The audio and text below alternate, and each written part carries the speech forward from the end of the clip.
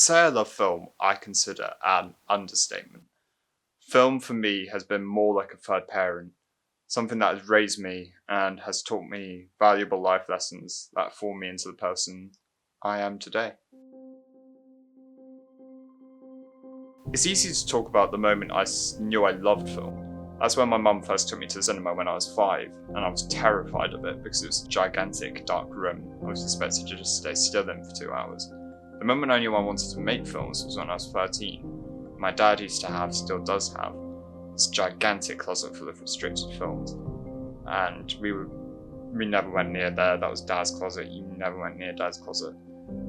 But it was in the wide open, as if he wanted us to take a film from there.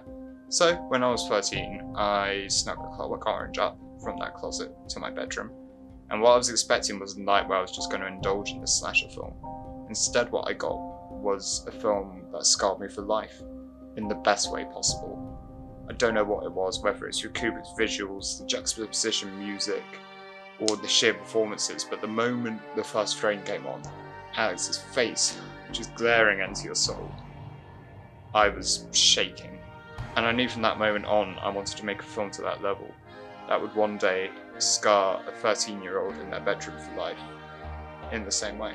There was me, that is Alex, and my 3 droogs. Hello, I'm Fiona Cox. I'm the mother of Peter Collins.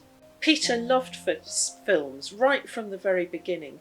I think the first time we ever took him to the cinema, he was 3, and we went to see the Wallace and Gromit Curse of the Were-Rabbit, and that was it. After that, any time we needed to give him a treat, or any time we wanted to try to cheer him up about anything, we would go off to the cinema, and it never failed.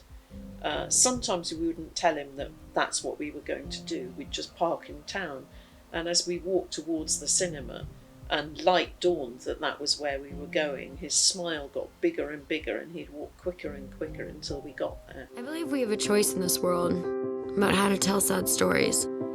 Probably the best cinema trip we ever had was when he was about 13 and he'd had a really horrible week at school, and some of the people who'd made him miserable were going to scout camp, which is where he was supposed to be going that weekend. And because it had all been so rotten, I allowed him to bunk off. But his dad and younger brother still went to scout camp, so it was only Peter and me that weekend. And we decided that we'd go off and see The Fault in Our Stars on the Friday evening, which he absolutely loved, and I think it's still one of his favourite films even today. And in the car on the way home, I remember saying to him, that was such a nice evening. Should we do it all again, exactly the same, tomorrow night? And he was delighted by that, so that's exactly what we did. And it's one of my favourite memories with Peter. I am in love with you, Hazel Grace. And I know that love is just a shout into the void and that oblivion is inevitable. And I am in love with you. Yeah, of course I remember that weekend pretty well. Very well, actually. I still get that sort of adrenaline inside of me, still thinking about it. And it was definitely the best weekend I think I've ever had, and one of the most rewarding cinema experiences. And it's one of those films that's always stuck with me. You know, I remember I was still grieving about it a year later, and out of nowhere I would just start crying in class, and people would look at me and be like, "What the hell are you crying about?" I was like, "A film I watched a year ago."